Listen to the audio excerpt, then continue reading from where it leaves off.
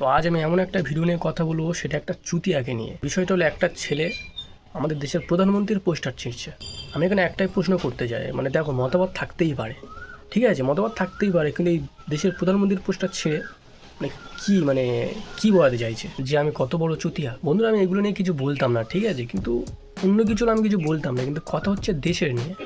প্রধানমন্ত্রীর ছবি ছেঁড়া মানে অ্যাকচুয়ালি দেশের পতাকা ছেঁড়ার মতো। কারণ ভারতের প্রধানমন্ত্রী শুধু একজন ব্যক্তি নন, ঠিক আছে, বা ওর ঘরের কোনো মানুষ না, উনি একজন দেশের মুখ, উনি ভারতের একজন মুখ। ভারতের নাম পৃথিবীর দেশগুলোর মধ্যে, বড় বড় দেশগুলোর মধ্যে সম্মানের সাথে উচ্চারণ করা হয়, সম্মানের সাথে তাকে ডাকা হয়। কিন্তু নিজের দেশের মানুষরা যদি সেই সম্মান নষ্ট করে, তাহলে কেমন দেখায় জিনিসটা? বন্ধুরা, একটু ভেবে বলো তো, আগের ভারত আর আজকের ভারত কি একই রকম? আজ ভারত বিশ্বের বড় বড় শক্তির মধ্যে দাঁড়িয়ে আছে, আর এসব চুতিয়ারা বান্টুর উপরে দাঁড়িয়ে আছে। এদের এখন চিন্তা ভাবনা চুতিয়াগিরি ছাড়েনি, এদের চিন্তা ভাবনা এখন বান্টুর কাছে আছে, বান্টু মাথায় আছে, চিন্তা ভাবনা বান্টুর কাছে আছে। এদের বান্টু খোঁজা মুশকিল আছে এখন। এই সমাজে দাঁড়িয়ে এদের বান্টু খুঁজে পাবে না কিন্তু বান্টু নিচে নেই। বান্টু নিচে থাকলে তাহলে মাথায় বুদ্ধি টুদ্ধি থাকতো, একটু যে কার পতাকা ছিঁড়ছে, কার পতাকা কী করছে, তো বুদ্ধি টুদ্ধিগুলো থাকতো লেওড়া। এই ইরানের সাথে ইসরায়েলের যুদ্ধটা হচ্ছে, ঠিক আছে, গাঁয়ে তো ভাত পুড়ছো, তেল আসছে, গ্যাস আসছে, সব কিছু তো গাঁয়ে দিচ্ছ, কিন্তু এটা ভাবছো না এগুলো কে আনছে?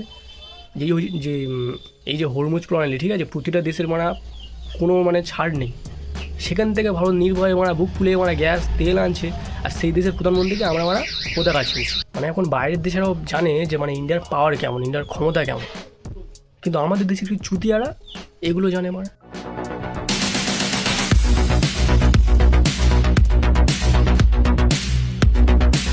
অর্থনীতি, প্রযুক্তি, মহাকাশ সব ক্ষেত্রেই এখন ভারত এগিয়ে। অনেকে বলে আজকে যে এখন বিশ্বের টপ শক্তিশালী দেশগুলোর মধ্যে ভারতও উঠে আসছে। আর এই যে উন্নতিটা, ঠিক আছে, এই যে উন্নতিটা, এটা হঠাৎ করে আসেনি। আর যেই ব্যক্তিটা আনছে, তার হাল ভারতবাসী এরকম করছে।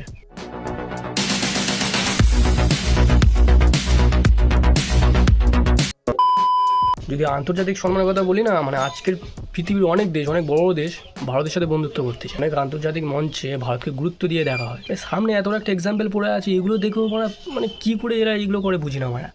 এই সামনে একটা আগেও বলেছি কথাটা, ইসরায়েল আর ইরানের যে যুদ্ধটা হচ্ছে, যেই জায়গা থেকে প্রতিটা দেশ সংকটে আছে এখন, তেল আনতে পারছে না ওই জায়গাটা থেকে। কোনো দেশ দেখলেই অ্যাটাক, যেখান থেকে ভারত তেল নিয়ে চলে এলো কোনো প্রবলেম ছাড়াই। ইরান শুধু এই ভারতকেই ছাড় দিয়েছে, আর যাদের জন্য এগুলো করছে সেই ভারতবাসী কী করছে?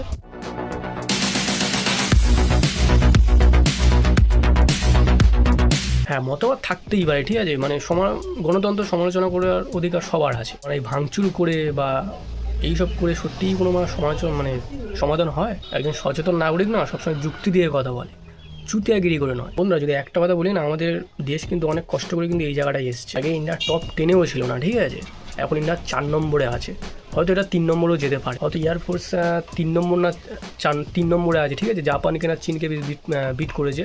এটা যে আমি ঠিক প্রপারটা চীনকে না জাপানকে বিট করেছে, এরকম একটা ব্যাপার আছে, ঠিক আছে। 3 নম্বর স্থানে আছে এয়ারফোর্স। তো আমাদের দেশ এত কিছুর মধ্যে এত ফাস্ট এগোচ্ছে, তাই যদিও কিছু হয় দেশের পাশে দেখো, ঠিক আছে, সবার আগে দেশকে সম্মান করো। দেশ এগোচ্ছে, এই সময় দেশের পাশে থাকা উচিত। নিজের স্বার্থ সাইডে রাখো, ঠিক আছে, পার্টি পলিটিক্স আলাদা জায়গা, দেশ আলাদা জায়গা। যদি মতবাদ থাকেও, ঠিক আছে, সেটা আলাদা ব্যাপার, কিন্তু এখন আমাদের উদ্দেশ্য দেশকে যে এগিয়ে নিয়ে যাচ্ছে সাথ দেওয়া, আর দেশের সম্মানটা বজায় রাখতে শেখো। তোমাদের মত কি কমেন্ট অবশ্যই জানাও। ভিডিওটা এই অবধি যদি ভালো লাগে তাই লাইক করো, শেয়ার করো, কমেন্ট করো, সাবস্ক্রাইব করো। আর এই যে কাজটা করলো, তোমাদের মত কি তোমার নিচে কমেন্টে জানাও।